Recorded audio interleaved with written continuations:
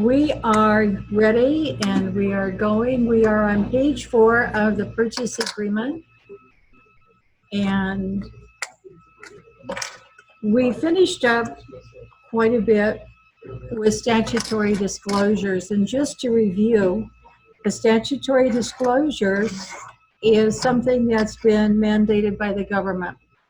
We have 3 mandated disclosures from the federal government, which is lead-based paint, the FERPTA form, which is the Federal Investment in Real Property Tax Act, and then they gave us carbon monoxide, was our most recent a few years ago. And then we've got a number of them here in California. We've got agency, TDS, the SPQ, and water conserving plumbing fixtures, and so on and so forth. So as we get into our disclosures later on, we'll be talking about each of those and going over them so you'll be familiar with them. Okay, 10B talks about natural and environmental hazard disclosures and other booklets. The other booklet is a combined hazards booklet. We are required, if a house is older than 1978, to give a buyer a lead-based paint booklet that talks about the dangers of lead-based paint and how to mitigate when you're going to be doing something with lead-based paint. The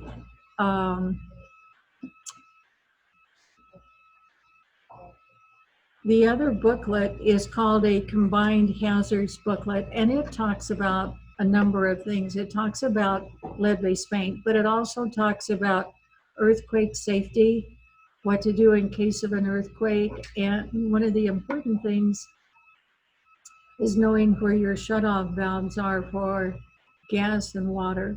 And that's why they want the hot water heaters here in California strapped, because if they tip over in an earthquake, then there's a possibility of a natural gas leak and explosions and that kind of thing. So that is the reason. And as we talked about the other day, mandated disclosures cannot be waived between the buyer and the seller. A seller can't say, or a buyer can't say, you know what, let's just waive this. I don't care. It doesn't matter to me. Mandated by law that we do this. And as agents, we have a duty to make sure that these things are done before the close of escrow. So when we get to the TDS and the SPQ, those are questionnaires for a seller to fill out, talking about things within their property and in that house, so on and so forth. The questionnaires are geared to help the seller remember things from the past. What problems did they have? When did they paint it? So on and so forth. And the biggest offender of all of this that we have as far as getting disclosures these days happens to be the flippers. Everybody knows what a flipper is? Somebody that buys a house, they pick it up relatively inexpensively. They do, in a lot of cases, they do as little as possible to make it look good and put it back on the market. Some flippers take a lot of pride in what they do, and they really care. And there are some flippers out there that do a very nice job. But we get some that will give us an addendum that will take that whole page of an addendum and say all of the reasons about when the buyer buys that property, they can never come back to that seller for anything, that the seller knows nothing. Just between all of us, a flipper knows more than anybody. They've investigated that house before they bought it. They've been working on it. If they hired some contractors to do the work, they knew what was going on, because flippers watch their pennies. They're in it for the money, and they're going to know, and they do know. and they cannot say, the state of California does not recognize somebody saying, I don't know. In all of my years in real estate, there's only been one time ever, that we let a property get by without having a TDS. And it was, according to state law, illegal to do that. But when I heard the circumstances, I agreed. That person had no ability to know. And I'll tell you what that case was. Seller lived in Nevada, had never been to California, had certainly never seen the property, did not know the seller, but he was involved in a lawsuit, and it was a judgment. And in order to satisfy the judgment, the judge gave this person this house here in Fresno, and he immediately sold it because he needed the money, and that's why there was that lawsuit. So, yeah, it's okay. Glad you're here, Noe. So I could see, because he acquired this through the courts, he didn't go out and buy it. It wasn't his intent to get it. He did not see it. There was no way he could know anything about it. We let him get by because I felt that was the one time in 43 years that I saw a case that was legitimate. Doesn't happen very often. Okay. So in 10B, it talks about natural and environmental hazard disclosures and other booklets. We were talking about some of those other booklets, but the NHD that we get, we talked the other day about the source for that. There are a number of companies that do those, and they range in price from about $29 up to about $79 or maybe $89. The company that we prefer to do business with is called Property ID. The other one is Disclosure Source, which is a Fidelity product.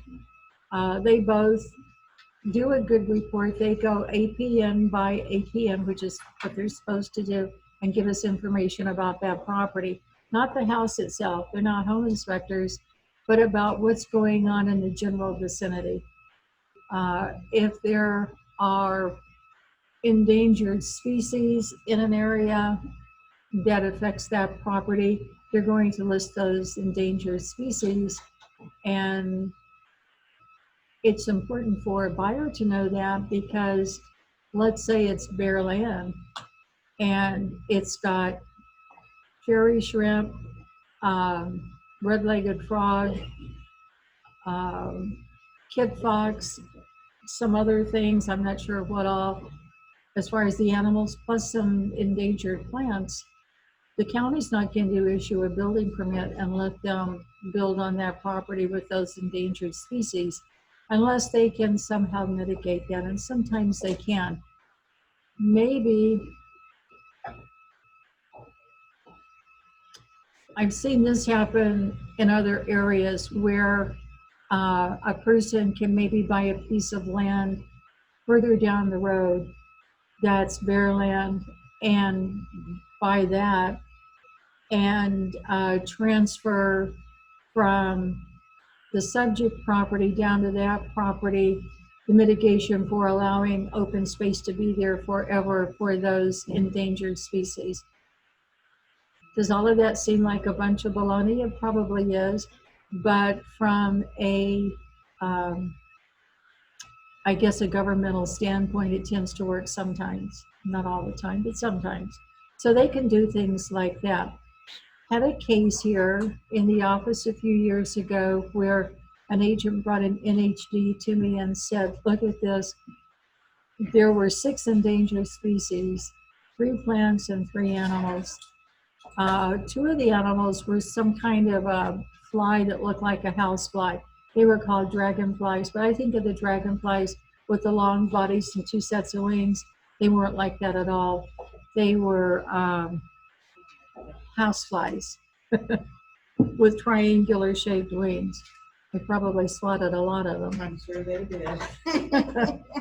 So we called the city because the house itself had been there since I think about 1961, and it was down in the Kings Canyon area down in there, and that house had been there since 61.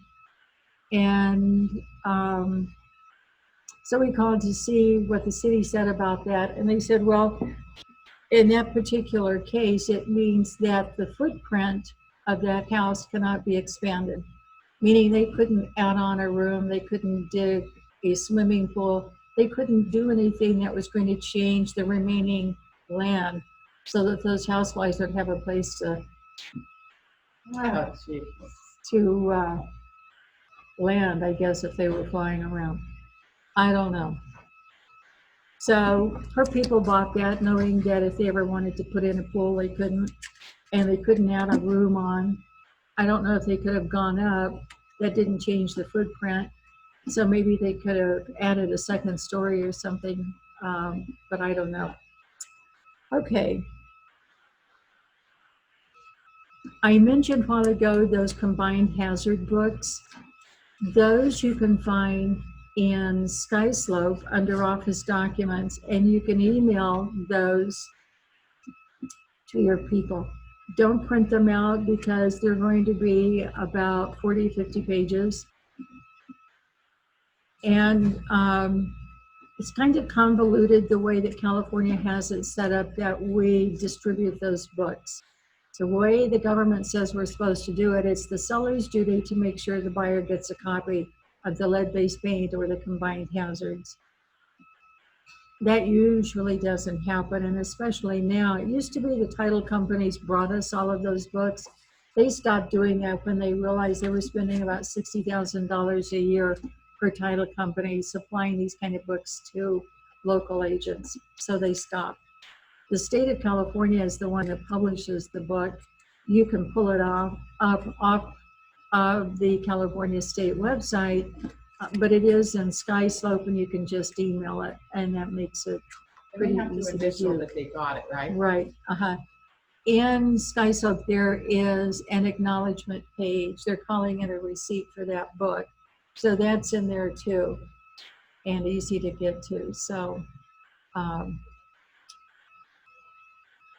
And that's required on every property, regardless of age. Okay.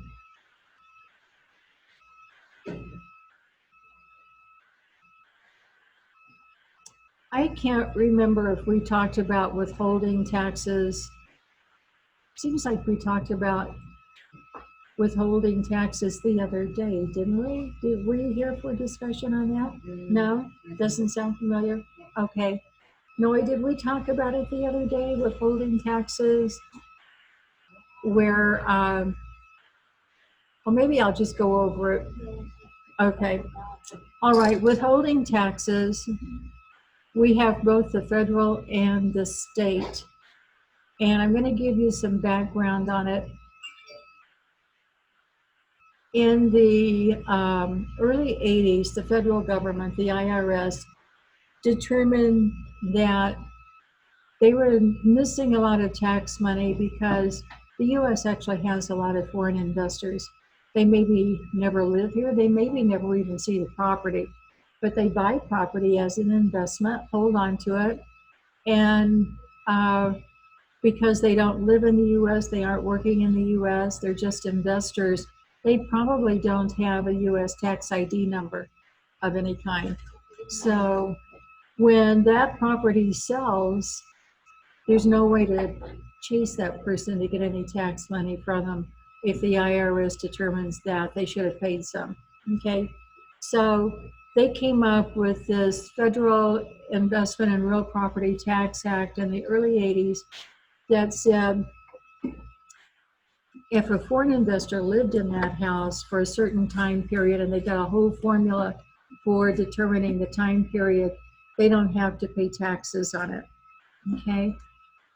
If they're an investor and they didn't live in it, or they didn't live in it according to the formula that they set up, then they did have to pay taxes. It used to be they started out with a tax rate at 10%. Now that tax rate is up to 15%. Okay. Um, if the if that seller,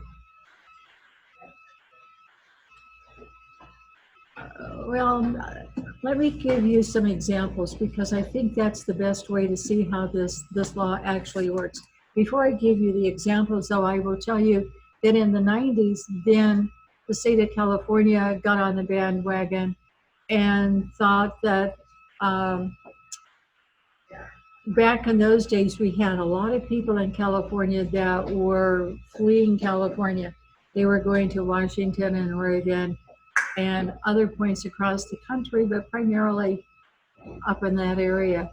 And California knew once they no longer resided in California, if there was any tax that they could squeeze out of them, they couldn't get a hold of them to squeeze. So they, both the federal government and state of California, put the burden on the buyer to determine if that tax was due. And now both entities, IRS and the California Franchise Tax Board, will go after the buyer if they determine that a tax was due and it wasn't collected. They're not going to chase the seller. They can't. They have no jurisdiction. But they can go after a buyer because they know where that buyer is. They're still on title. So they will go after that buyer, and it's up to the buyer to ask the question, is this tax due, or do you have a legitimate reason that you don't have to pay it? There is a form for this. We call it the FERPTA form. And we used to have it here, and I spent a lot of time chasing that form. The escrow companies got involved. I'm going to give you the abbreviated bottom line version of what you need to know. At the close of escrow, you need to make sure, whether you've got the buyer or the seller, that escrow has all the information they need from the seller, and they're going to give you what is called a QS form. A QS form is a qualified substitute. And a number of years ago, state of California determined that they wanted the escrow officers to be the ones responsible for making sure the California portion of the tax was collected. Okay. And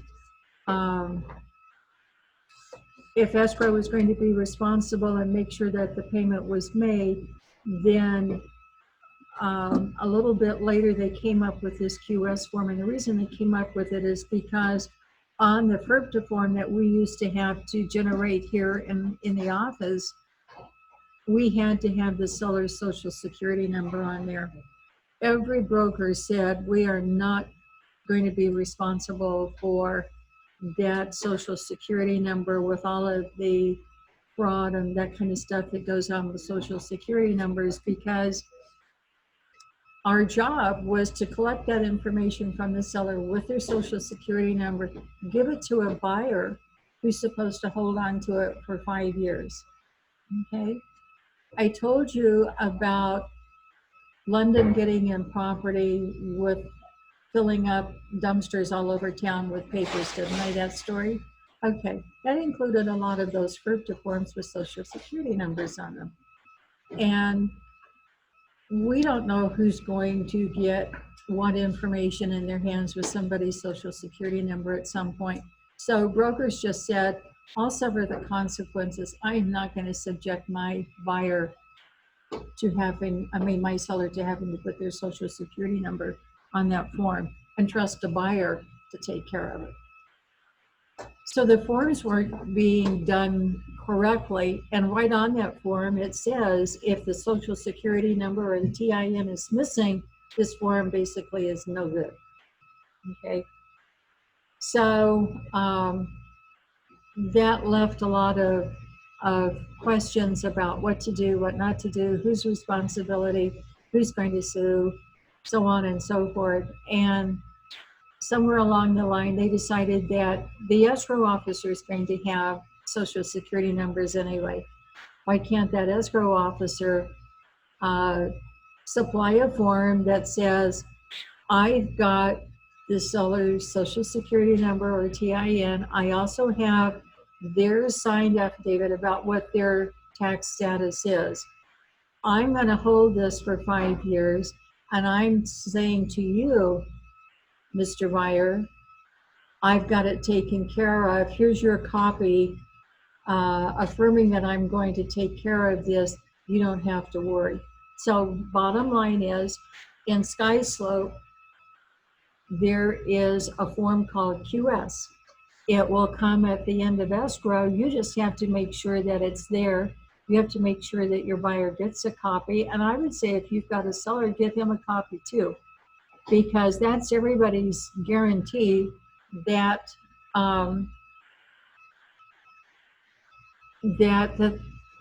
that has been satisfied through escrow. Now, I'm going to tell you what I see, because I look at everybody's files and I look at all the closing statements. I've been doing this for this company for 14 years. I've seen one escrow. No, I take it back. I've seen two where the federal government has been paid that FERPTA tax. We have a lot of foreign people here. We have a lot of foreign investors here. I know that slips under the cracks all the time. Sooner or later, the government's going to knock on somebody's door and say, we've been investigating this, we see now. So it's not only going to be the federal tax, it's going to be the California tax, which puts it up to 18 1/3%, plus interest, plus fines for not having it done. And they're going to go after the agent. So if it were me, I would make sure I had that QS form, because what the escrow officers say, and they all seem to say this, is that we just hand the paper to the seller. Whatever he puts there, we don't care. He signs it, that's good enough for us. So the sellers don't understand how important that is and how much trouble everybody could be in. And I just know we've got sellers all over the place that tax was due and it hasn't been paid. I want to interrupt your class just for Okay. a quick second. Is anybody online? Online still? Yes. Stephanie has a real-time problem that requires Marsha's knowledge of the contingency, property for sale contingency. Okay. If they take a contingent offer and accept it, and they would find a superior backup offer on the contract, if they take it and present it to the buyers that have a contingency, like selling a home, they can then present it to the buyer and nullify the first offer? You know, Mitz, it all depends on that last paragraph and how it was filled out. Okay. Because most people ignore that, but it's a very important paragraph. Because it's like a 3-day rescission, right? If you present them with the offer and let them know, they have to either remove their contingency. Yes, but I think you have to check a box and maybe put a date in. Okay. So if it's not for sale, I mean, if it's not in escrow. Yeah. Now we could pull that form up out of Stephanie's file. She's actually pretty knowledgeable. The sellers and the buyer's agent want her to leave it active on the market while it's being marketed that way. And I was told, I don't think you can do that. It has to be pending with backup. Yeah. Right? I think it does. I don't think we can leave them open anymore. That's an ethics thing, right? Yeah. Okay, thank you. You're welcome. Okay. Any questions about withholding? It's a convoluted mess, and I think it's very hard to explain, but just know that it's real, and that as you get buyers and sellers, that QS form is going to pop up. Nobody takes it very seriously. And to be honest, John Sr. and I had a discussion actually several years ago, and because I took that FRIPTA form very seriously and chased it all the time. And I probably had 5 people a day come into my office with a question about how to do it correctly. And John and I talked about it, and neither of us could ever think of a time when we knew that somebody had been approached by either the IRS or state of California. So maybe it was all for naught. Maybe this is just, we're worrying for nothing. We had an agent that got a listing. It was $1 million listing over on the bluff, and she happened to get the buyer for it too. So she gave him a completed FERPTA form from her seller, and that seller said, "You have no idea how important this is to me." He said, "I bought a property a couple of years ago through London, and they didn't do the FERPTA, and I had contact from the IRS who wanted me to pay, and I had to pay the tax for the seller because nobody took care of that." He said, "I am so thankful you're doing this the right way."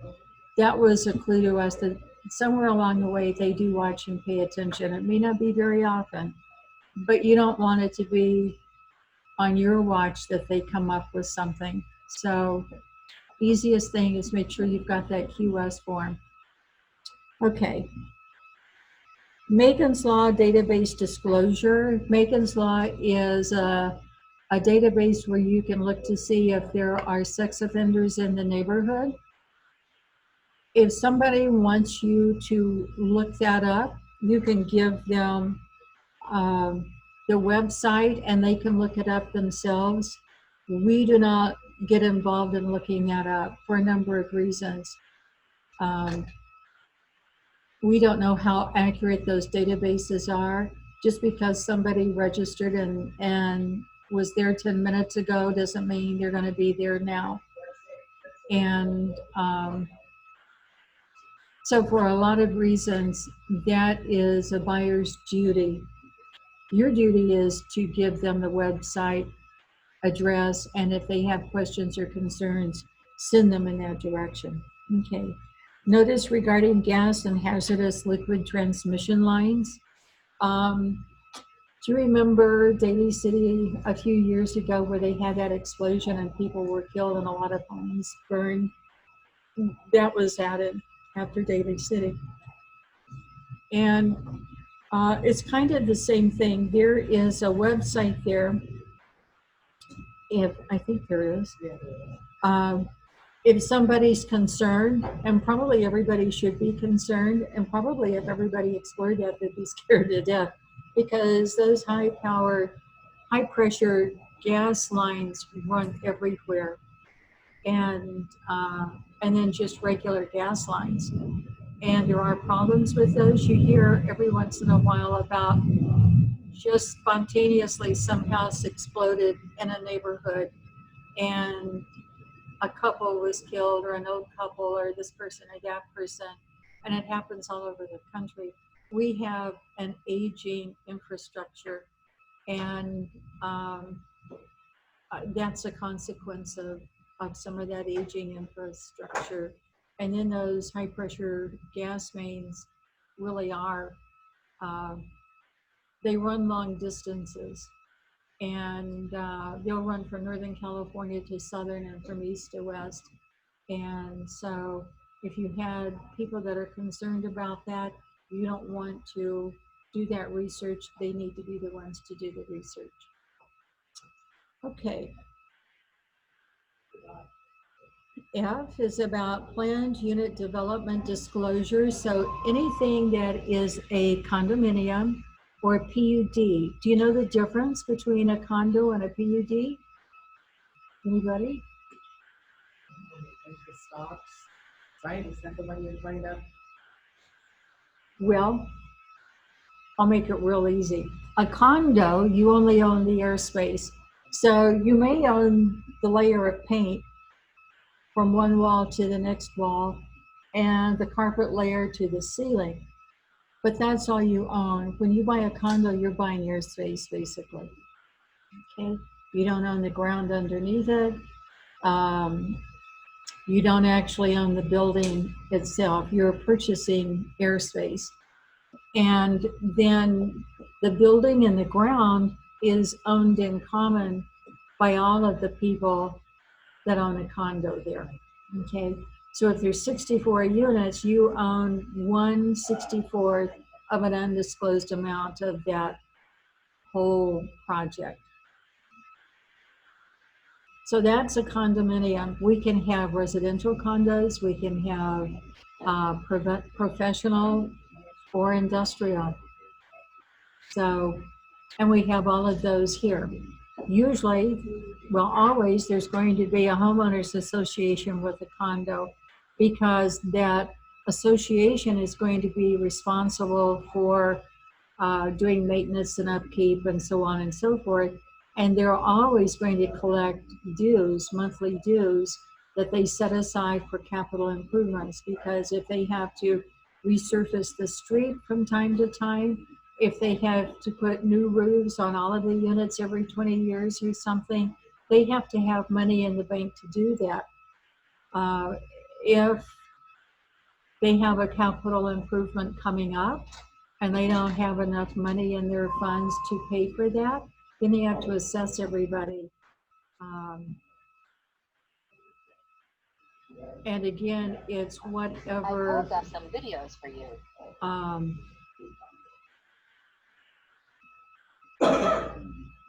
Something weird just came up on the screen. Homeowners Association, I know, it's. Oh, yes, the HOA. Yeah. Yeah, so sometimes people that live in condos where there is a capital improvement assessment need can't afford that, and they want to sell rather than to have to come up with $5,000 or whatever it may be, 10 or 20,000, just depends on what it is, and so on and so forth. So they want to sell that unit, and they don't want to say that there is this expenditure coming up, this assessment is on their bill now, because who's going to want to buy something knowing that they've got to put a big chunk of money into it? They can't do that. They have to disclose everything about that. So a PUD is where somebody owns the building, and there's a townhouse where you own the building and the land immediately under it. And if there's a clubhouse, you own a common interest in that clubhouse. And then a PUD, we have a lot of PUDs around this area. Sometimes people think they have to be gated, but they don't. You can recognize a PUD pretty easily because they've got narrower streets. The houses are closer to the street. The lots are much smaller. So what they do in a PUD is jam everybody up close together, and then they've got usually a common area like a park or something where people can go and let their kids play or do whatever, walk the dog, something like that. They have HOA fees too, and they may be less because in truth, about the only thing they're going to be taking care of will be resurfacing the streets. And usually between the sidewalk and the street, if there's any room there, they may have grass between the curb and the sidewalk. Usually the HOA will take care of maintaining that. They may even maintain the front yard to keep everybody's yard looking nice. And then they'll maintain the common area. So the fees for a PUD may be considerably less than for a condo. It just depends. What is PUD? Planned unit development or planned urban development.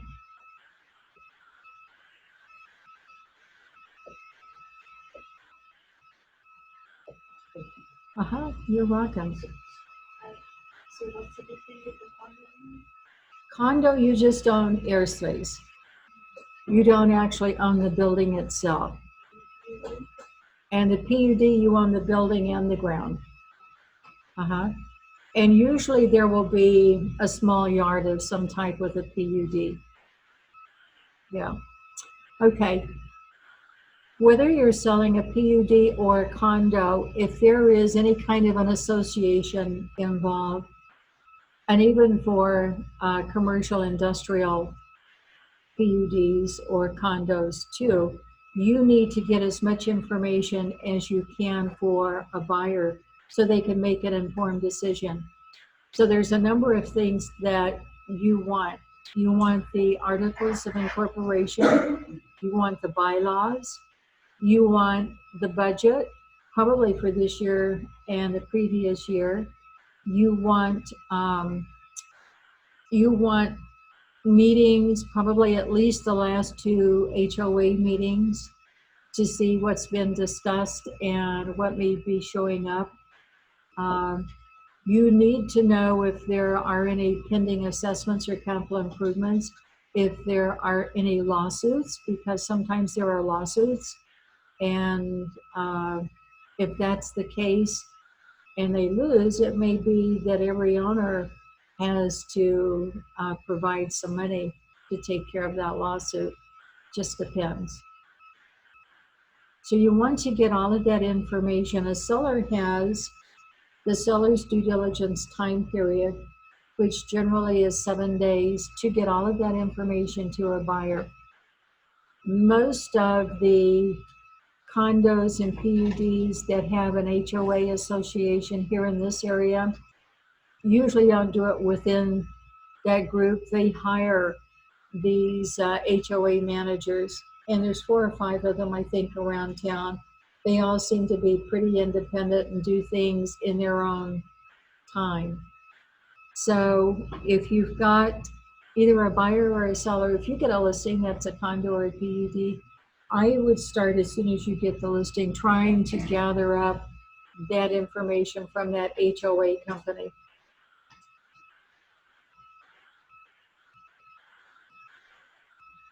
And remember, when we were going through the stuff, I think it was on page 2, talking about who pays for what, buyer pays, seller pays.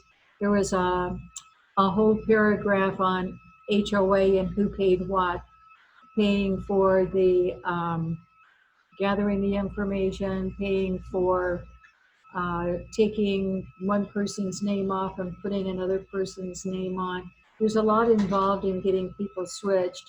And it's relatively, I think it's relatively expensive to go through all of that HOA stuff. They're probably going to charge $500 or so. They may charge $250 just to switch names of the owners. So you could have easily 700 or more involved in switching everything and getting all of that information. But it has to be done. You don't want a buyer to say, oh, they're all the same, we don't care, don't even bother. Our job is to get it to them, because as soon as they say don't bother and you don't, that's when they're going to find out from a neighbor that they can't do this or they can't do that. And then they're going to have very selective memory and not remember that they told you, oh, it doesn't matter, because all of a sudden it does. So our job is to get that information in their hand. And usually those documents will amount to at least a ream of paper. So you don't want to print those out. You want to email them to them. The title company is probably going to give you a disc. They may use a thumb drive now, I'm not sure, but maybe a disc, or they will email that package to you, one or the other. You'll have to find out how each one works. And then your job is just to get it. And if that homeowner asks you, or your buyer asks you to review that and let them know what you see, that's not your job. You don't want to take that on, because they have to review that themselves.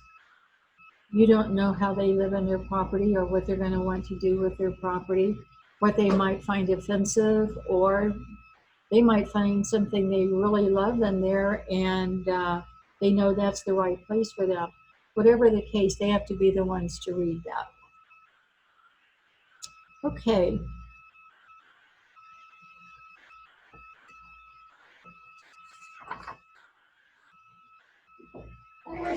Any questions about condos or PUDs or anything on that page?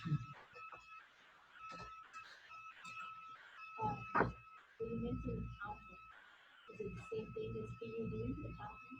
Well, in a townhome, generally, a townhome is 2 stories. And so you own the actual structure and you own the land that's underneath it. But a lot of times there's not any yard space. But there may be a park area or a recreation area or clubhouse, something like that, that they would have a shared interest in. So you own the building where you don't own the building in a condo. You own the airspace and the right to occupy and enjoy that property. Townhomes is same. PUD, right? Yes, a townhome is a PUD. I don't know if we have any townhomes in this area, to be honest. I really don't know. But we do have a lot of PUDs. Yeah. Okay.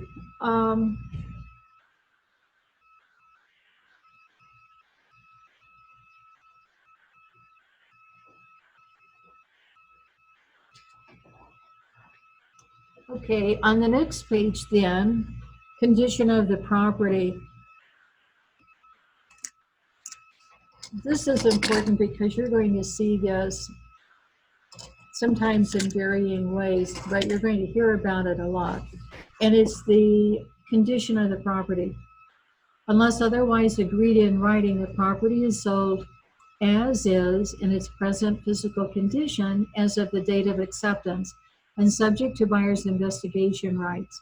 The property, including pool, spa, landscaping, and grounds, is to be maintained in substantially the same condition as on the date of acceptance, and all debris and personal property not included in the sale shall be removed by the close of escrow.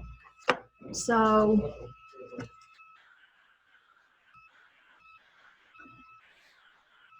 a lot of times you'll get a counter offer back that says seller is doing nothing, the property's being sold as is. And that's what it says right here. But that's subject to negotiation. And it goes back again to market conditions and strategy. Because as soon as that seller's market is gone someday and it's a buyer's market, because there's a lot more properties on the market and buyers aren't competing, sellers are competing to get the buyers. Those sellers are going to do more to sell a property than they would ever think about doing now. And that as is kind of still stands until there's a negotiation where the seller agrees to do something, paint it, roof it, fence it, whatever it might be, he might agree to do that. So,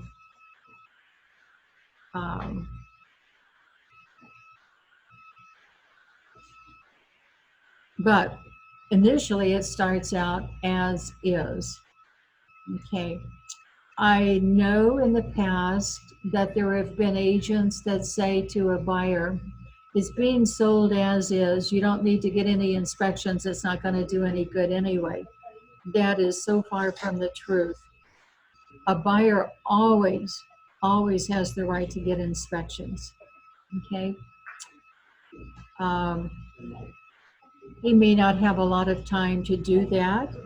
In fact, when we had a lot of REO sales a number of years ago, sometimes we would get an addendum attached to the purchase agreement when it was accepted by that REO seller that the buyer had 0 days to inspect the property.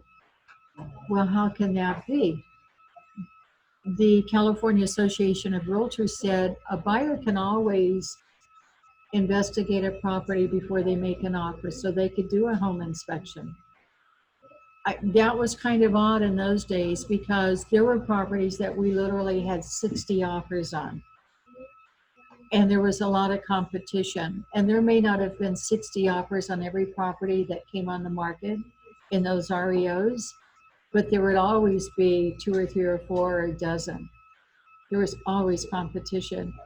And what buyer was going to spend $400, $500 investigating a property that they think they may have a 1 in 10 chance of even getting an accepted offer on. That just wasn't going to happen. So when you bring the due diligence time period down to 0, that makes it very difficult. But we did have that in our market for a while. So a seller has to let a buyer investigate whatever they want to investigate. A buyer can't come in and tear up the property and not put it back. If he's going to do something that is invasive to the property, he has to have signed permission from the seller to do that, with the understanding that it has to be put back. And if the buyer backs out of the escrow based upon that inspection, they have to put it back the way it was before they started that inspection. They can't just abandon it because they're no longer interested in it. Makes sense, doesn't it? Okay. The seller shall, within the time specified in 14A, disclose known material facts and defects affecting the property, including known insurance claims within the past 5 years, and make any and all other disclosures required by law. So what that's really saying is that a seller has to disclose, and that's why we've got those forms, the TDS and the SBQ. But even over and above those, the seller has to disclose to a buyer any material facts that they know of. And what's a material fact? Anybody remember? Yeah. It doesn't work. Yes. Or the air conditioner sometimes does.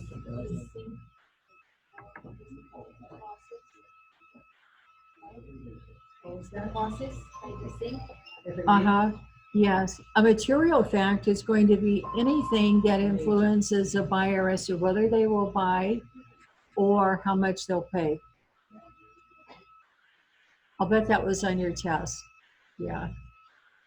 I'd be surprised if you don't have it on your test. So that's a very important thing to remember. Material fact is anything that will determine how much a buyer will pay for something, or whether they will even purchase because of knowing that.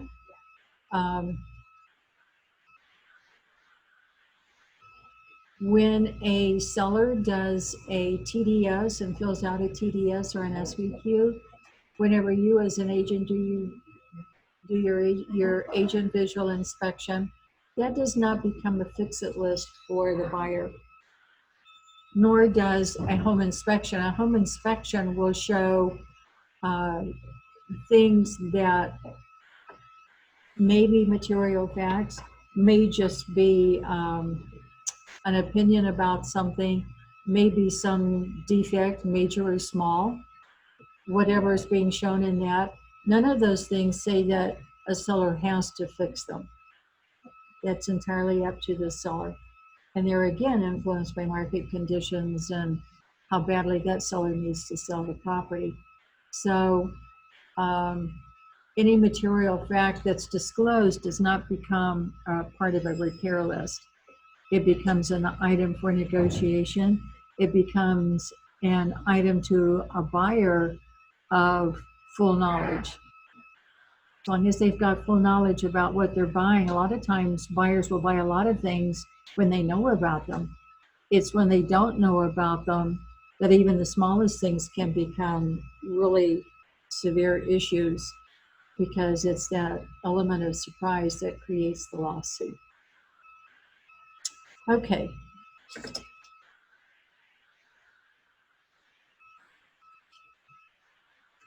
Buyer has the right to conduct buyer investigations of the property and is specified in paragraph 14B, based upon information discovered in those investigations, cancel this agreement or request that seller make repairs or take other action. A seller can say all day long, I'm not going to do anything. I'll never do anything. This is sold as is. I said that, I mean that, don't bother me.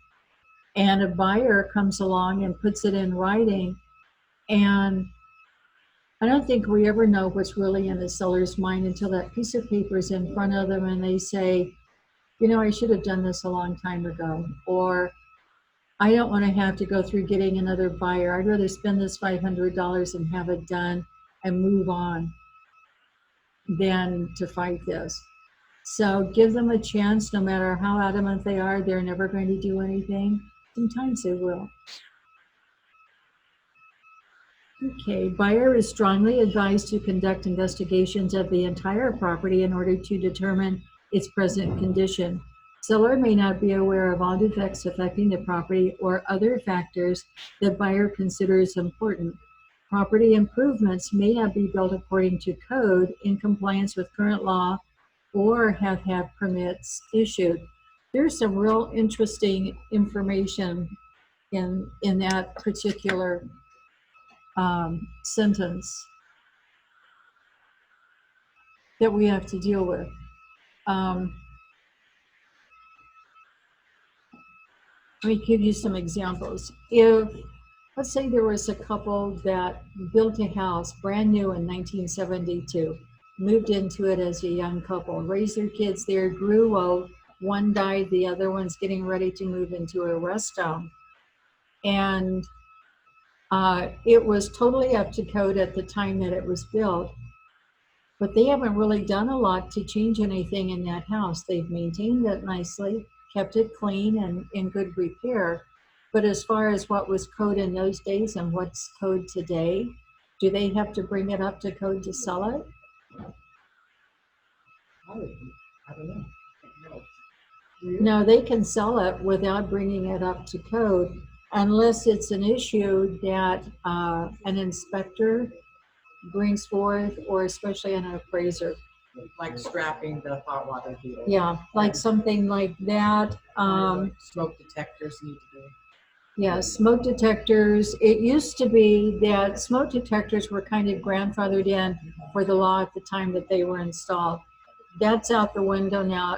Everything has to meet the current state fire marshal's recommendation, which is one in each bedroom, the hallway, one on each floor, or one in each sleeping area if it's not an actual bedroom. Do you know the difference between a bedroom, what's considered a bedroom, and what might just be a sleeping area? Yeah. If it has a closet, it can be called a bedroom. A lot of builders, Does this belong to me? a lot of builders will add in a room that they'll call a bonus room or a home office or this or that. It may not have a closet in it. If it doesn't have a closet, they can't call it a bedroom. Maybe they've got 3 bedrooms and a bonus room. If it's got a closet, it can be used for anything and they can still call it a bedroom. So just depends. Okay.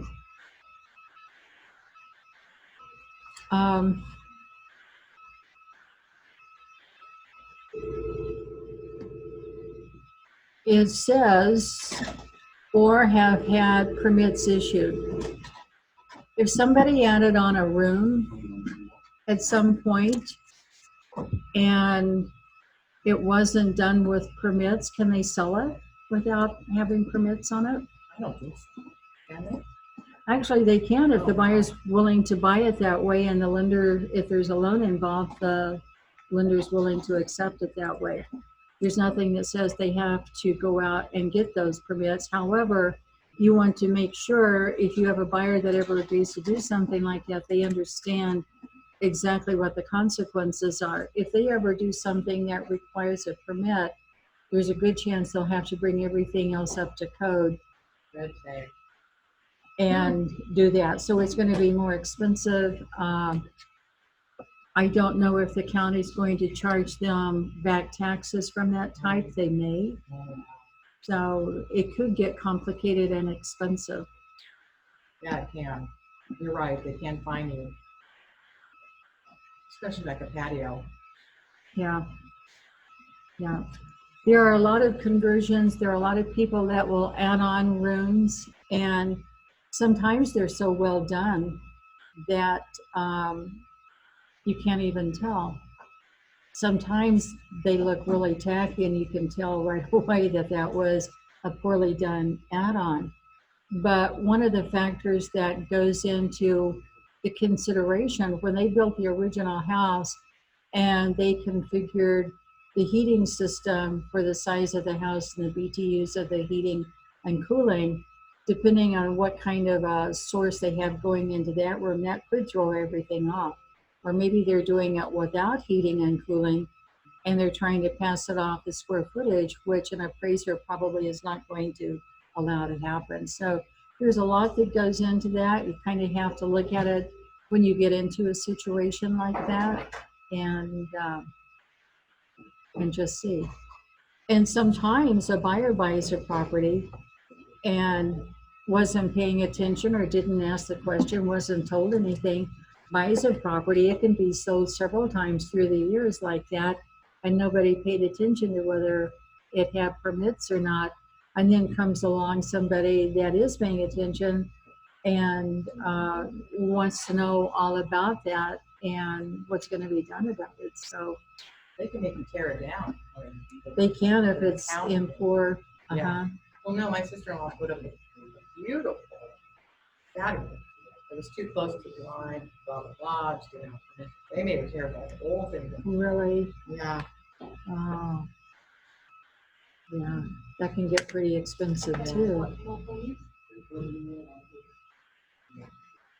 Okay. The buyer's investigation of property and matters affecting property in number 12. Buyer's acceptance of the condition of and any other matter affecting the property is a contingency of this agreement as specified in this paragraph in paragraph 14B. Within the time specified in paragraph 14B1, buyer shall have the right at buyer's expense, unless otherwise agreed to, conduct inspections, investigations, tests, surveys, and other studies, buyer investigations, including but not limited to a general physical inspection and inspections specifically for wood destroying pests and organisms. Any inspection for wood destroying pests and organisms shall be prepared by a registered structural pest control company, shall cover the main building and attached structures, may cover detached structures, shall not include water chests of shower pans on upper level units unless the owners of the property below the shower consent, shall not include roof coverings, and if the property is a unit in a condominium or other common interest subdivision, the inspection shall include only the separate interest and any exclusive use areas being transferred, and shall not include common areas, and shall include a pest control report showing the findings of the company, which shall be separated into sections for evident infestation or infections, which is section 1, anything active, and for conditions likely to lead to infestation or infection, which is section 2. Inspection for lead-based paint and other lead-based paint hazards. Satisfy buyer as to any matter specified in the attached buyer's inspection advisory, review the registered sex offender database, confirm the insurability of buyer and the property, including the availability and cost of flood and fire insurance, and review and seek approval of leases that may need to be assumed by buyer. Without seller's prior written consent, buyers shall neither make nor cause to be made invasive or destructive buyer investigations except for minimally invasive testing required to prepare a pest control report or inspections by any government by any governmental building or zoning contractor or government employee unless required by law. So what they're really saying there is that I think that that's kind of thin ice there, because if a buyer wants to know if there's inspections, this is saying that we can't open a can of worms by going down to the city and opening that can of worms. So I guess we need to ask the seller the seller's supposed to tell us. So that can be, I know people go all the time to find out about reports, but I think we need to bear that in mind and just remember that that seller may take exception to us going down and asking about those kinds of things. So I would inquire first with the seller. There was something up above I wanted to remember to mention. Let me see. Oh, insurance. This is, a seller is supposed to let a buyer know if there have been any insurance claims within the last 5 years. That's very important because if it's a fire or water, and most fire claims will include water too, because in most cases they're going to use that to put it out. Particularly if there has been water damage, it can be difficult if that claim is less than 5 years old to get insurance on that property. So it's very important for a buyer to know that and to know what the history is there. Your insurance company is going to check anyway. Every time you get insurance on a new property that a buyer's buying, that insurance company is going to investigate and look for things within the last 5 years. They're also going to check the buyer, and if that buyer has a history of a lot of homeowner claims, they may not get insurance through that company if they consider them to be a bad risk. So it's just good to start the insurance process right away when you get an accepted offer. Remind your buyer, if there's a lender involved, they're going to remind them too. But I think the sooner now that you can get on insurance, if you're working out in the country in one of those wildland fire areas, it may be extremely difficult to get insurance. If the seller has insurance and you can't find any other, sometimes you can assume their policy. We actually worked on cases where that's been done before, but not every company will allow that to happen. They say the risk just becomes too high, that they're not insuring beyond what they've got there right now. So you really have to sort through. Sometimes, I know up in Squaw Valley, I've worked with an agent that had trouble finding, we called all over the state of California trying to find insurance for her buyers a few years ago, and it can be difficult. So, okay.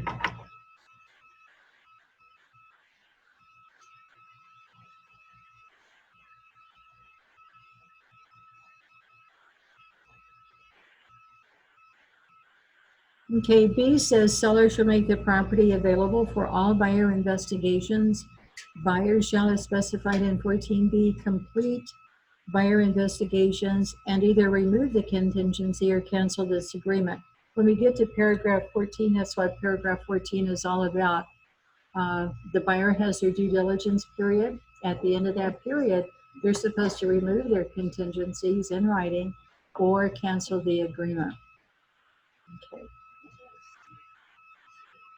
And give seller at no cost complete copies of all such investigation reports obtained by buyer, which obligations shall survive the termination of this agreement.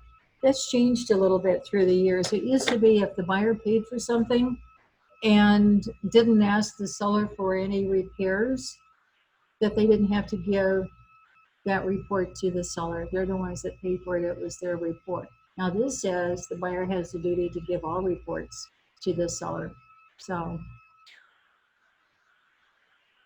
it's nice to have them in the file. We look for them. We expect them, regardless of which side. Every once in a while, we'll get a seller that says, or a buyer that says, I'm not going to supply that because I paid for it. But not too often. Most people are usually sharing these days.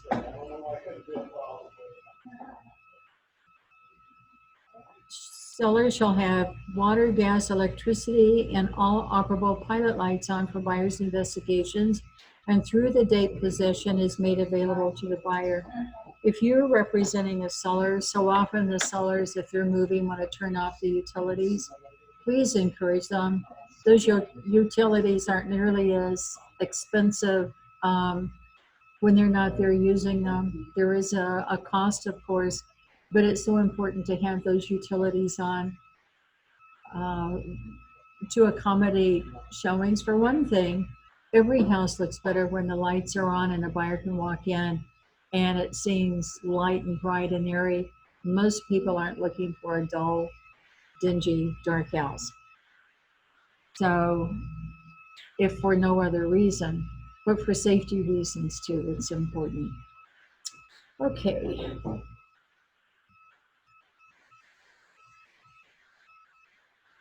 Buyer indemnity and seller protection for entry upon property.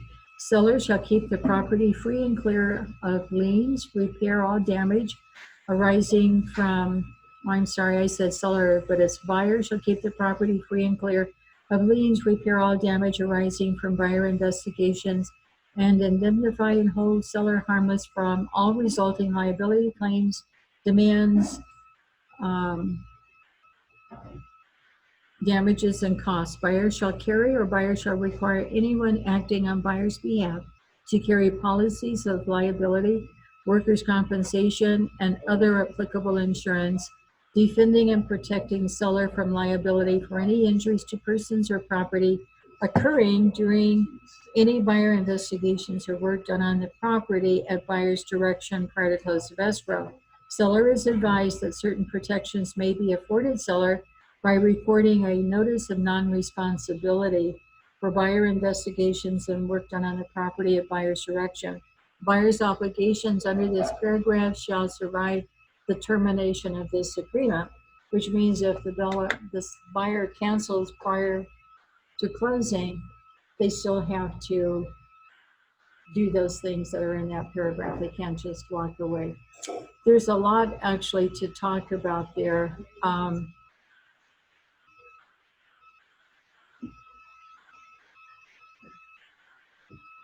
What do you mean? The buyer has certain obligations, maybe they could just walk away if they don't want them. If they've done any invasive inspections or Dug up the yeah, foundation there and a section. yes. Yeah. Or let's say they hired a painter to go in and do some painting and the seller agreed to let them do that at their expense. And then they canceled the escrow and left town and didn't pay the painter. That painter can file a mechanics lien on that property. So the only way a seller can protect himself is to file that notice of non-responsibility, which has to be posted on the door and has to be recorded with the recorder's office too, in order to not have that happen to their property. Wow. You should have that done for every single house. Well, I don't see it used too often, but it is there available. We try not to get people doing things. If something's going to be done, it's better if the seller's doing it. If that buyer wants to do something, yeah, they should wait. Now, sometimes we have a situation like this. The seller says, I told you I'm doing nothing. If you want to do it, and it has to be done because that's the only way a lender's going to make a loan on it, and you want to do it, go ahead and do it. That seller should realize, if he read his contract, he may be left with some liability there if that buyer walks. But sometimes they will get into a situation like that. We've had something like that recently with a property that one of our agents was working on. Seller wouldn't do anything, and lender wouldn't loan unless there were a number of things completed. So that buyer paid for it just to get it done. She wanted the house that badly. It was a 6-bedroom house in about 14 or 1,500 square feet. She just needed the bedrooms for whatever reason. Oh,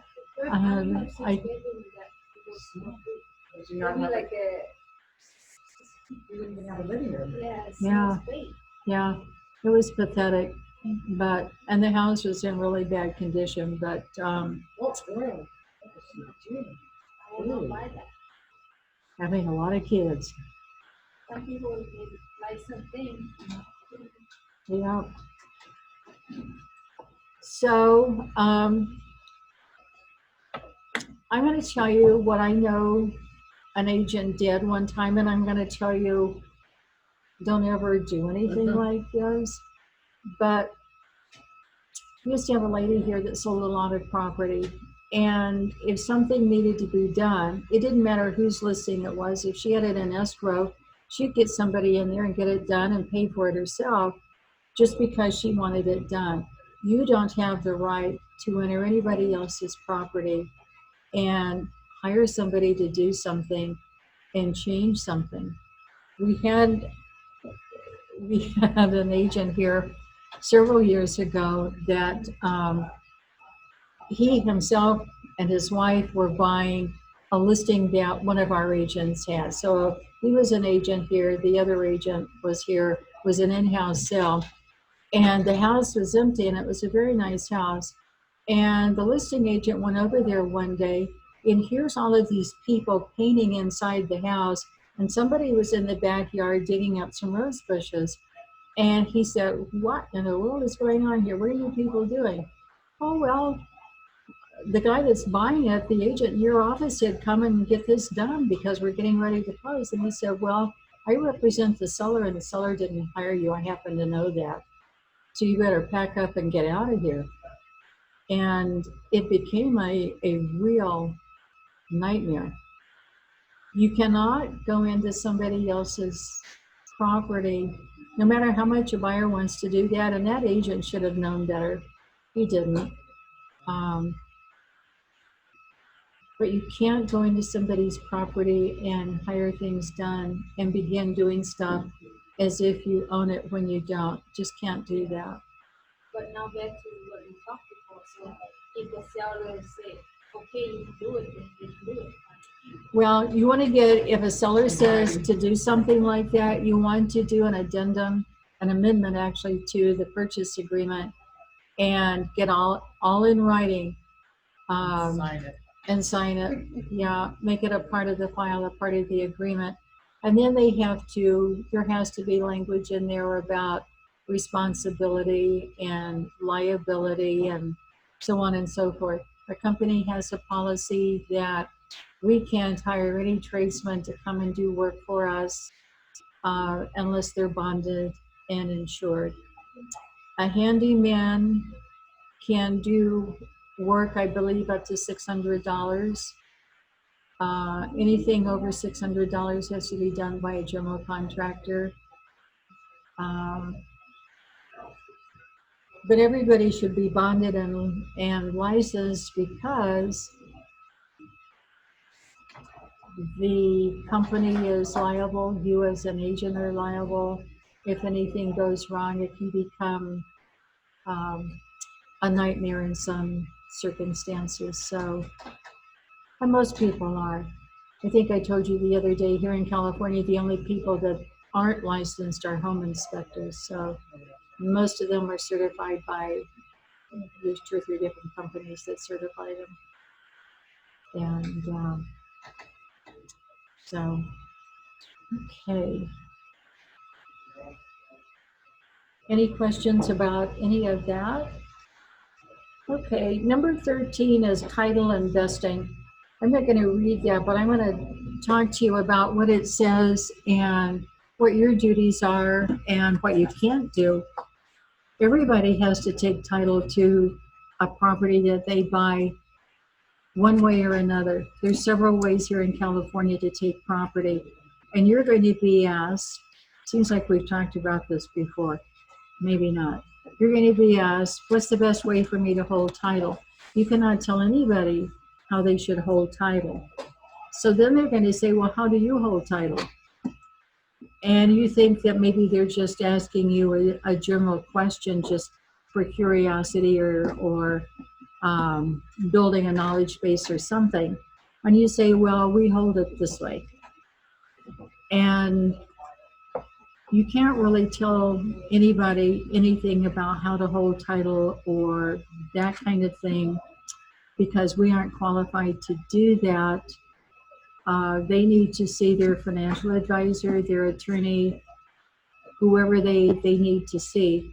The escrow companies, most of them will have a paper that you can pull up off of their website. First American, I know, does, that will talk about the ways that somebody can hold title here in California. You can hand them that piece of paper, but you can't tell them the best way for them, because only their financial advisor or their attorney is going to know their complete profile, their complete investment history, financial history, all of that kind of thing, and it all factors in. But even though you can't tell somebody, I think you need to know some of the things that happen, uh, and maybe you can keep somebody from making a mistake sometimes. Ways here in California that you can hold title are tenants in common, um, community property with right of survivorship, joint tenants with right of survivorship, or in a trust. Okay. For all intents and purposes, if it's a family group, and maybe in other cases too, a trust is the best way, because upon death, the property moves directly, immediately to the heirs, the way that the trust is set up, however it's set up. And the nice thing about a trust is that they're made individually, the way that the creators want when they're working with their attorney. Their entire financial system, their assets, their liabilities are all taken into consideration at the time that the trust is made for the benefit of those people. It used to be that a lot of people held title as joint tenants, but there is some trouble that people can get into with joint tenants and not even realize it. As long as the people remain living while they own that property as joint tenants, there's no problem. But when one person dies and the remaining living person takes that property or has that property as joint tenants, as long as they live there until they die, there's no tax consequence. But if they decide that they don't want to live there anymore and they want to sell that property, because they're still living there, there wouldn't be a tax consequence for that person, but there will be a tax consequence for the deceased person. So they're going to have to pay some taxes on 50% of that sale. That catches a lot of people off guard because they don't know that. 50% is huge. Well, they're paying tax. They're not paying a rate of 50%. They're paying whatever the tax rate is on the 50% that joint tenant owns. Oh, that's right. Or if Yeah. it's a third or whatever. Yeah. There's three. Yeah. Yeah. Don't they become tenants in common with the joint?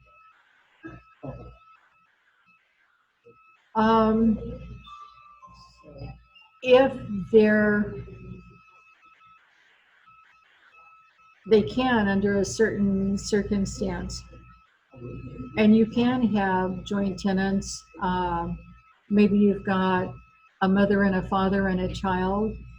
They're helping their just graduated from college kid buy a house, first house. So they're all on title together as joint tenants because the parents are going to help with the financing and that kind of thing. And it's that time, I don't, yeah, do all that at the same time. Title, interest, and possession. In possession. Let's say that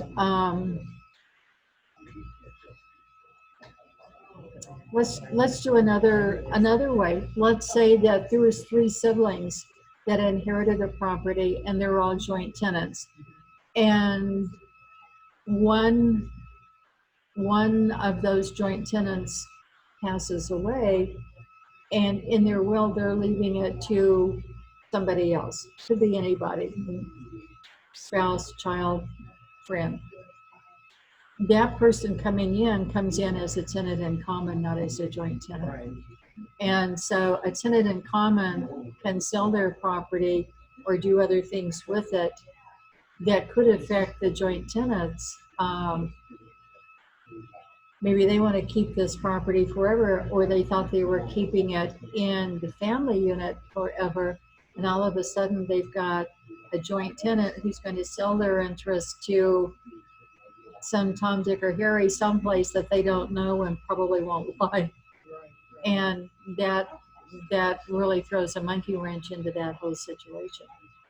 So it can be very, very messy.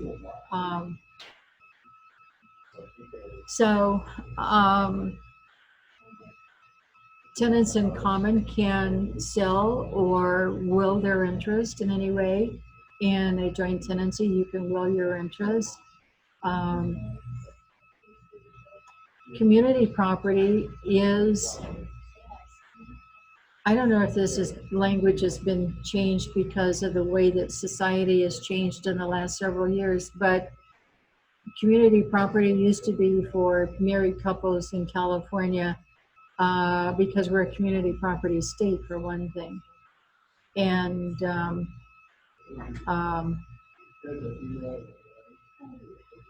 I don't know if that has changed or not, but with community property, if you're not going to have a trust, the best way to have it is in community property with right of survivorship, because if one spouse passes away, that tax is not due like it is if the property is sold with a joint tenant. But we can't tell people that. So that's just for you to know, and You tell them to talk to a lawyer. yes, yeah. You can advise them if they're about to get in trouble that, you know, you might want to think twice about that. There's some consequences. Go talk to your tax man before you make that final decision. Because escrow can't tell somebody how to take title either, and they won't have that discussion with people. So, and a lot of people just say, oh, we're just going to do it as joint tenants, not realizing that that's not a real good way. Okay. So they have to make a decision during the escrow process because the deed has to be made out to them and however they're holding title. If it's a single person, never been married, and they're just going to take title on their own, then it's Jane Smith, a single person. The difference between single and unmarried is unmarried usually is divorced or perhaps widowed. Single has never been married. So we'll see that in a prelim sometimes. Sometimes we'll see John Doe is single man and Rebecca Jones, an unmarried woman. And so they can take title as joint tenants that way and do sometimes. So, okay. Any questions about any of that? Okay.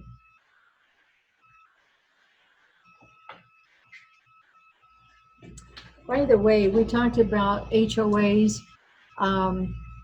If somebody's getting a loan and there's a monthly HOA fee, they are going to take that into consideration in qualifying them for that loan. So that's an important thing for a lender to know. They're going to want to see all of that information. Okay.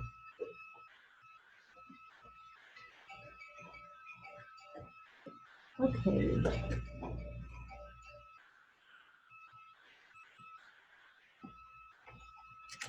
I think maybe I skipped a page. I did, didn't I? No, it's 5. You started on 4. Okay, I went from 5 to 7. Oh, well, not. I just entirely skipped over. Time periods. I did. Okay, I went from 13 to 20. I'm so sorry. Okay, so on page 5, title investing, we did that.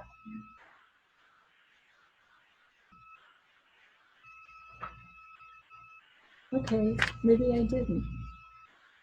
Okay, so flip that over and we're on paragraph 14, which is referred to in many places in the purchase agreement, both before paragraph 14 and after. It's a very important thing. It has to do with time periods, removing contingencies, and cancellation. In essence, what it's talking about is the due diligence time period. And what's really at stake in all of this? Actually, the earnest money. It all has to do with what happens to the earnest money at the end of this, because through the due diligence time period, the buyer has protection. Their earnest money is protected by that due diligence contingency period. Okay? What this paragraph says is that at the end of that time period, then they either have to remove their contingency, due diligence contingency, or cancel the agreement. They have to make a decision. Okay?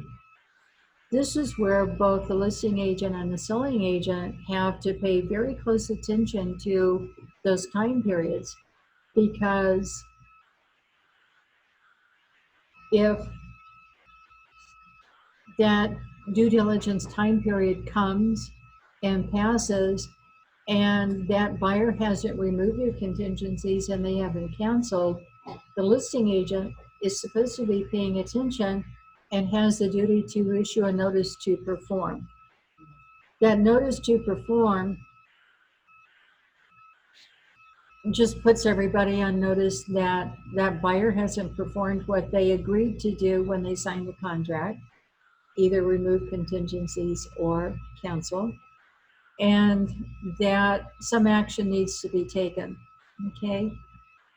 If no action is going to be taken, that gives the seller the right to cancel the contract. A seller really has very limited opportunity to cancel a purchase agreement. The buyer really has a lot of opportunity to cancel. Okay, sometimes even without a reason. All they have to do is say, going back to paragraph 14, I'm exercising my right to cancel this agreement. They used to have to supply a reason, and it had to be a legitimate reason. Now they don't even have to do that. They just, within that 17 days, if that's what it's going to be, say, I'm going to cancel this agreement, give my earnest money back. And pretty much that's the way that it goes. Okay. Okay, so we're going to look at this very carefully. The following time periods may only be extended, altered, modified, or changed by mutual written agreement. Any removal of contingencies or cancellation under this paragraph by either buyer or seller must be exercised in good faith and in writing. Okay, so here's something that happens once in a while.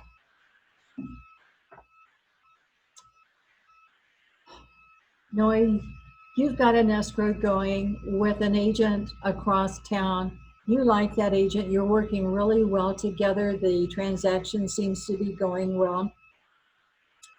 And you're at the end of the due diligence period, and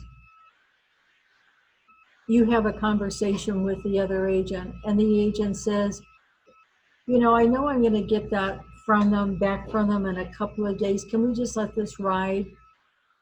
And you have a discussion between yourselves, and you make an agreement between yourselves that, okay, just get it done and we'll hold on. You can't do that.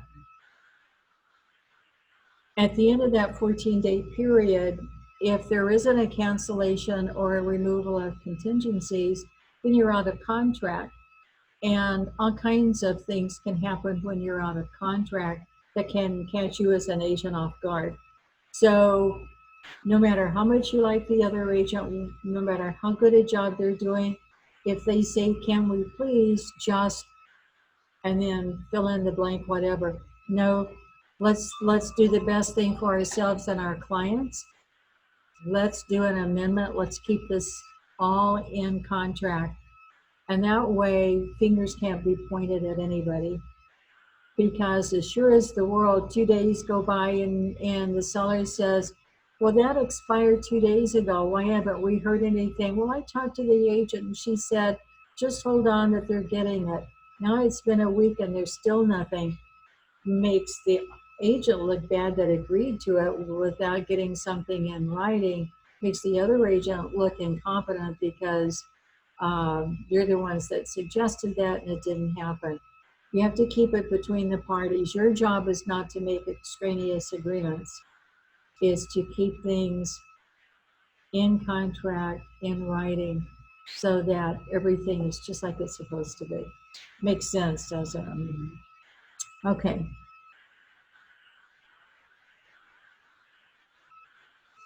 The seller has 7 days after acceptance to deliver to buyer all reports, disclosures, information for which seller is responsible under all of those different paragraphs. If by the time specified, seller has not delivered any such item, buyer, after first delivering to seller a notice to perform, may cancel this agreement.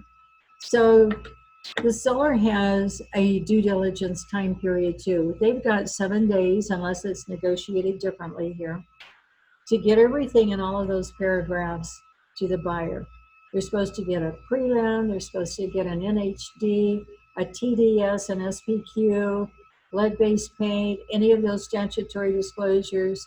They're supposed to whatever they're supposed to do. If they have HOA documents, CCNRs, anything like that they need to get to a buyer, they've got 7 days to do it.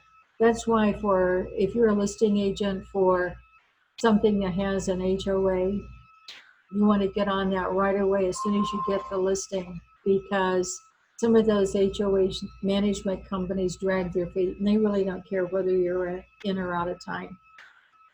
And if it's a busy market and they have a lot to do, it can go on a whole lot longer than 7 days trying to get them to get things to you. So if you face something where you're going to be beyond a time date, there's a form in SIP forms called the EOT, extension of time. Just fill out an extension of time and specify how much time you need and what it's for. Extend seller's due diligence by 1 week or whatever. Maybe you know you're going to have something in 3 days or whatever it is.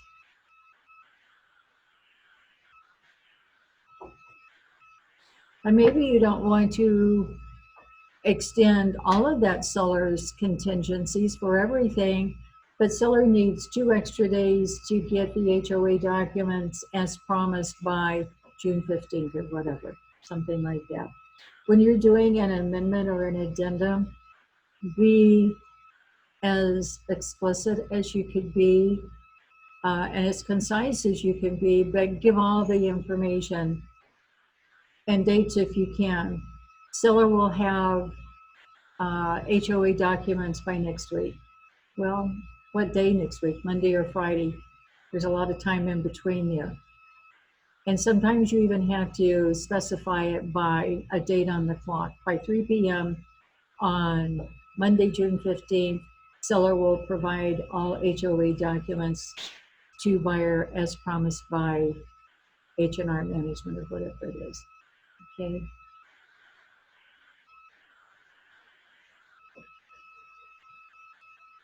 Okay, the buyer has 17 days after acceptance, unless otherwise agreed in writing, to complete all buyer investigations, review all disclosures, reports, lease documents to be assumed by buyer pursuant to paragraph 8B, and other applicable information which buyer receives from seller, and approve all matters affecting the property and deliver to seller Signed copies of statutory and lead disclosures and other disclosures delivered by seller in accordance with paragraph 10A. So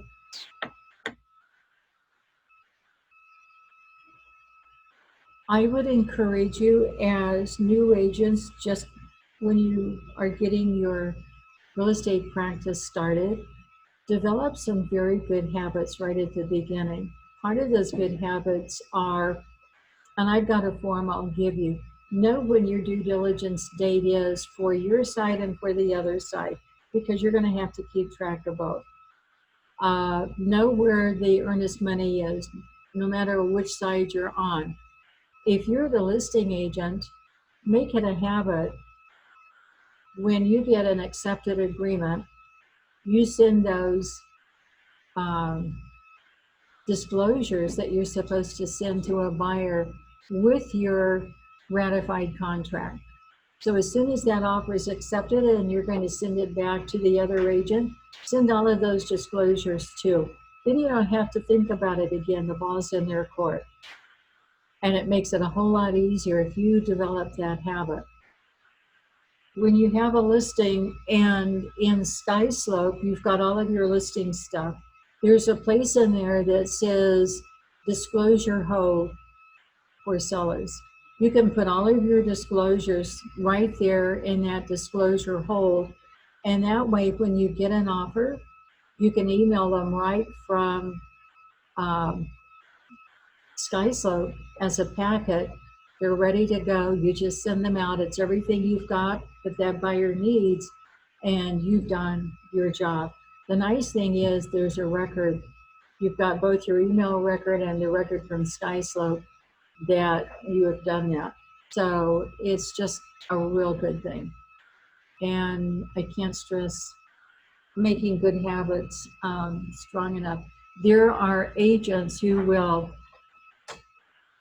get an accepted offer and they'll send it back, and 2 or 3 days later they'll send one disclosure, and 2 or 3 days later they'll send another disclosure, and those things are coming and going, and it becomes very disconcerting for everybody because nobody knows who's got what. Send them as a group, have all of them done as the listing agent. At the time that you get your listing, if you get all of your disclosures done from the seller, put them in that seller hold in Sky Slope, you're ready to go. Okay? If you have to chase something, it becomes problematic all the way around. For a buyer, as soon as your offer is accepted, even though that seller has 7 days to get those things to your buyer, I would be asking the agent, when you get the accepted contract back, thank you. Now when can I expect the disclosures? Just stay on top of them. You can do that and still be a nice person, and you're not nipping at them, but you're just reminding them, let's get our job done. And sometimes if you have a discussion with them at the very beginning, this is how I like to do work. And this is how I like to do it, and let them know how you like to work. I like to stay within all of the time periods. I'm going to get my stuff to you all together in one piece at the earliest time that I can. I hope you'll do the same thing for me. I like to work well with people, but we have to work together. Sometimes you just have to spell it out for people and let them know. And I can tell you as a new agent, there are agents out there that will nip at you and try to make you feel like you don't know anything because you're brand new. Don't take it. You don't have to take it. Let them know, I know what my job is, and I'll get it done. And they'll leave you alone, usually. Okay.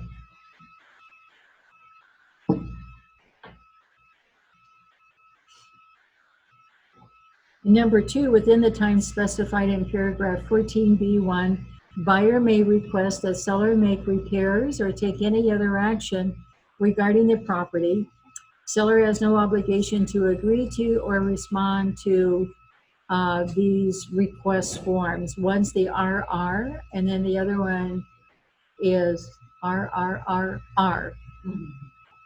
Okay. So when a buyer is going to request a seller to make a repair, they put it on that request for repairs. And it says right there, the seller doesn't have to even respond. The way that they make that form now, there's a place on there for a seller to say, seller's not going to do any of this, period. It would be nice if they would at least check that box so you aren't sitting there for 7 days or for 14 days, actually 17 days, waiting for somebody to make a decision and they're not going to make one.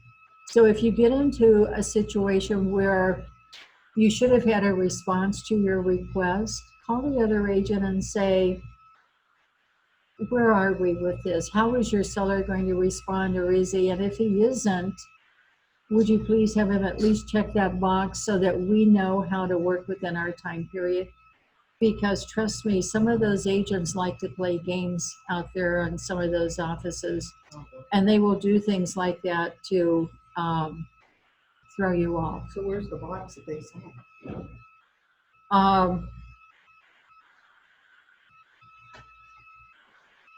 For the seller, So, I don't know. Maybe sent maybe on 3 at the bottom.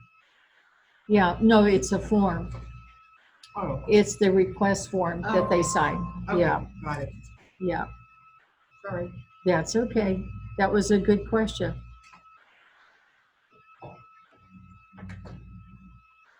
Okay, so what happens when a seller is supposed to get these things to a buyer and they don't? It can extend the time period for the buyer. And for these agents that send things out piecemeal instead of all in one group in a timely fashion, anytime you get something that the seller was supposed to give you within that first 7 days, let's say you get it on day 8 or day 10, that opens up a time period for that buyer for that particular item. And if it's all of your disclosures, if it's a TDS, not only is there a time period, but there's an automatic rescission in a TDS. So it opens up that rescission period. You really want to make sure you get that TDS, especially in a buyer's hands if you're the listing agent within those 7 days. Okay.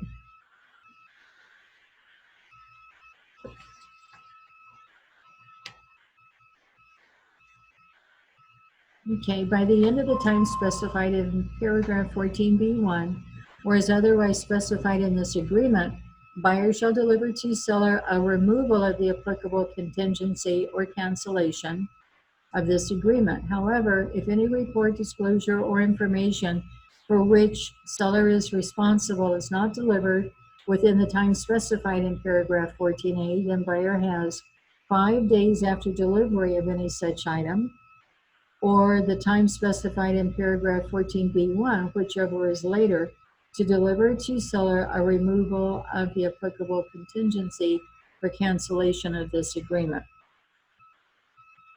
Continuation of the contingency, even after the end of the time period specified in paragraph 14B and before seller cancels, if at all, pursuant to paragraph 14D, buyer retains the right in writing to either remove remaining contingencies or cancel this agreement based on a remaining contingency. Once buyer's written removal of all contingencies is delivered to seller, seller may not cancel this agreement pursuant to paragraph 14D1. So it's all about who has the right to cancel and when they can cancel and what it actually means. So I would say with this paragraph 14, read it a couple of times. It's one that a lot of people kind of skip over, or it becomes difficult, they think, to understand, so they don't try too hard. But it really is very important. Okay. Number 5 is access to the property. Buyer shall have access to the property to conduct inspections and investigations for 17 days after acceptance, whether or not any part of buyer's investigation contingency has been waived or not. So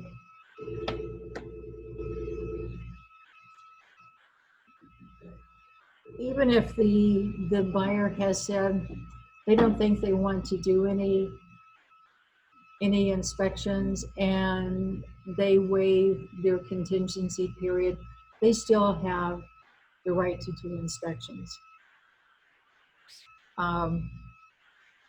Doing those inspections doesn't open up an extension of the time period for their due diligence. They just have the right to do them. Their earnest money can be in jeopardy if they decide to back out because of one of those inspections. It just depends.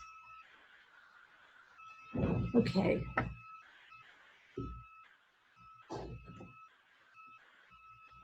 There is a place in C that says removal of contingencies with offer. Buyer removes the contingency specified in the attached contingency removal form. If buyer removes any contingency without an adequate understanding of the property's condition or buyer's ability to purchase, buyer is acting against the advice of the broker. And that's because what's at stake is their earnest money. Okay. Sellers or buyers like to be very protective of their earnest money. They want us to watch out and protect it for them so that if anything goes wrong, they can get that back. But this whole due diligence time period has to do with protecting that earnest money. Once they remove their contingencies or once that time period expires, that earnest money is in jeopardy. Okay. On the contingency removal, you can remove all of the contingencies or you can remove certain contingencies. Maybe your loan appraisal hasn't come in, there was a delay.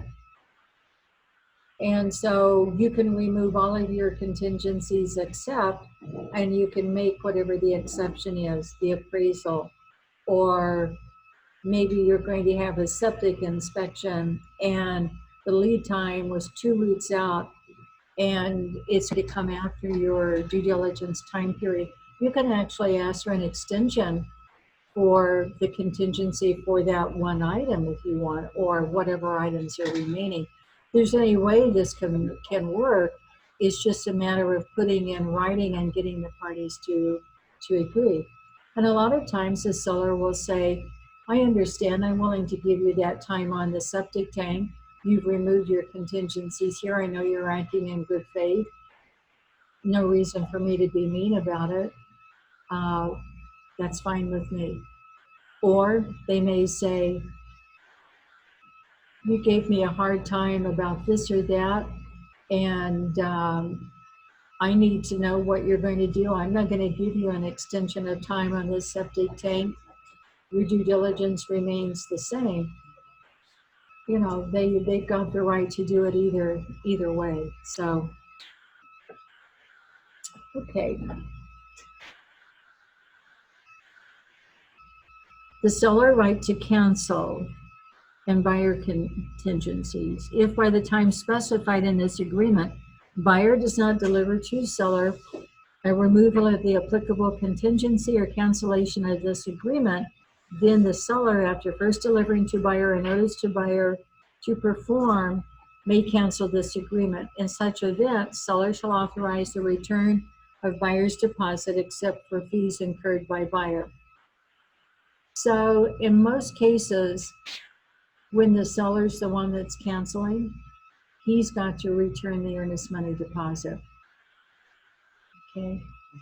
It's actually hard in most cases for a seller to keep that earnest money if he's the one canceling. Now,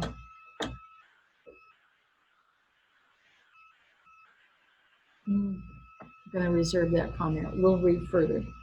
Seller right to cancel buyer contract obligations. Seller, after first delivering to buyer a notice to buyer to perform, may cancel this agreement if by the time specified in this agreement, Buyer does not take the following actions. Deposit funds as required, or if the funds deposited are not good when deposited, he wrote a hot check. Deliver a notice of FHA or VA costs or terms required by paragraph 3D. Deliver a letter as required by paragraph 3J, which I think is from the lender. Deliver verification or satisfactory verification if seller reasonably disproves of the verification already provided as required by paragraph 3C or H. In writing, assume or accept leases or liens. Return statutory alleged disclosures as required by paragraph 10A, or sign or initial separate liquidated damages form for an increased deposit as required by paragraph 3B or 21B. Provide evidence of authority to sign in a representative capacity as specified in paragraph 19, and in such event, seller shall authorize the return of the buyer's deposit except for fees.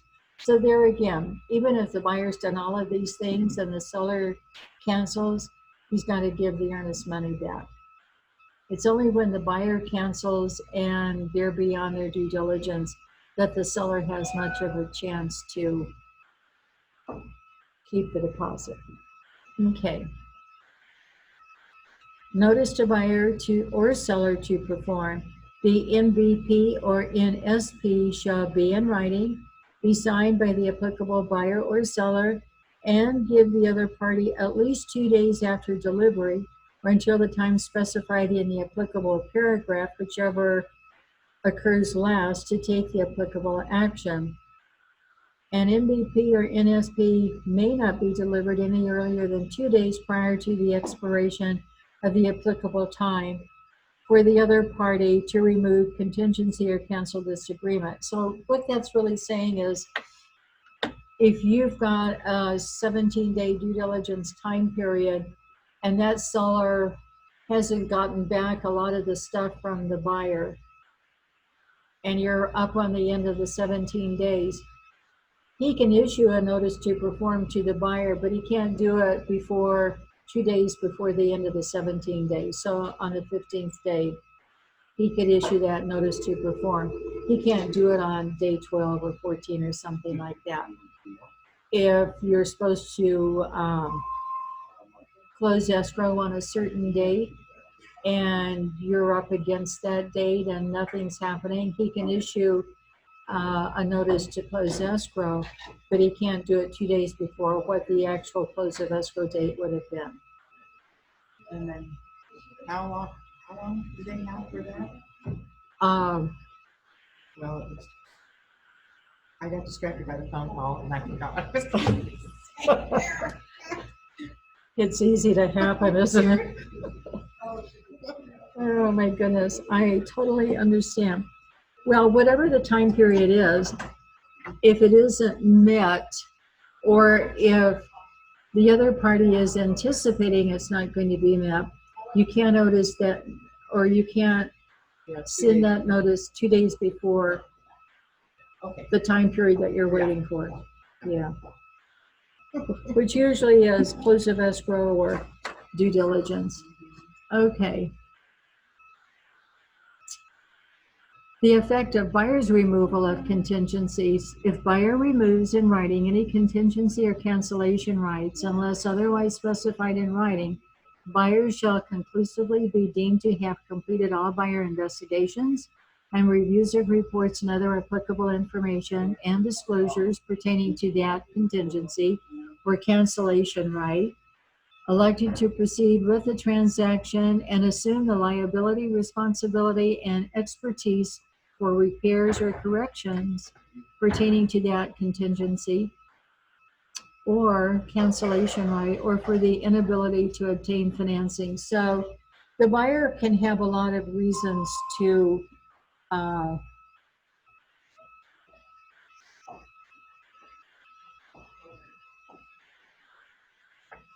cancel. And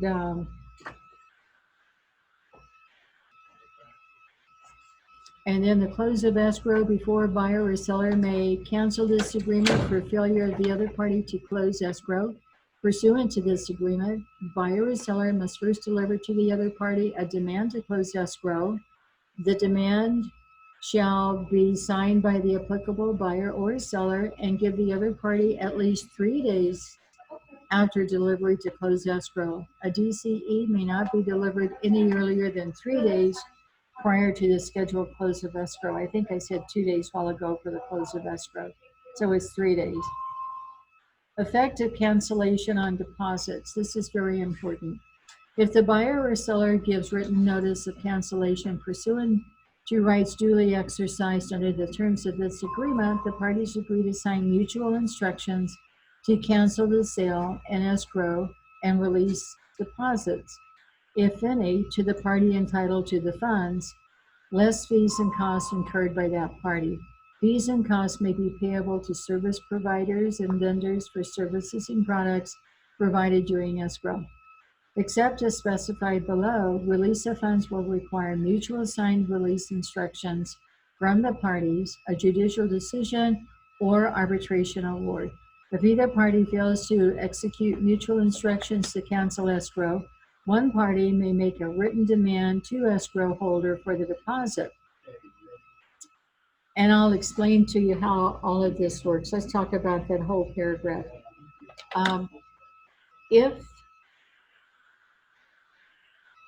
If the buyer backs out, they've removed contingencies and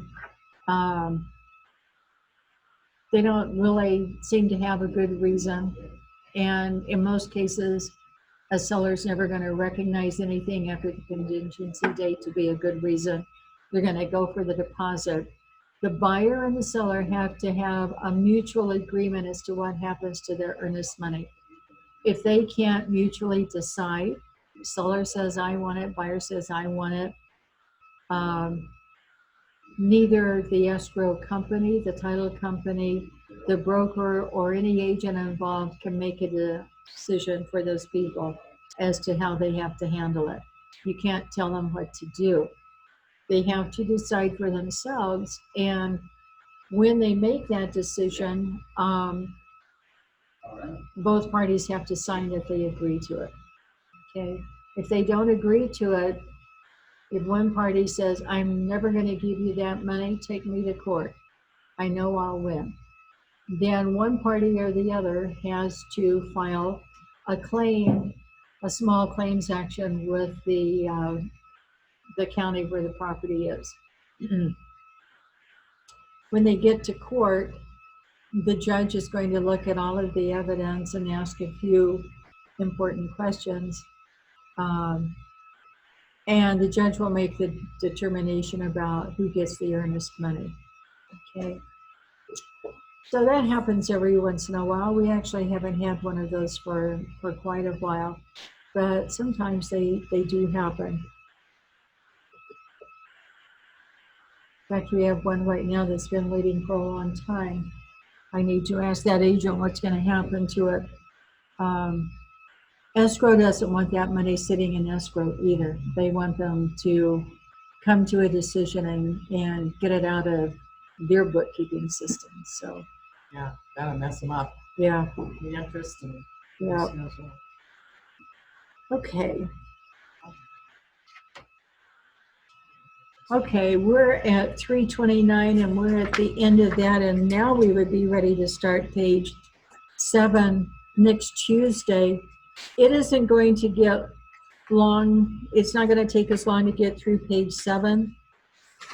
And we're going to spend a lot of time on page 8 because this is the page, if we're going to have a lawsuit, it usually happens about this, and this is liquidated damages.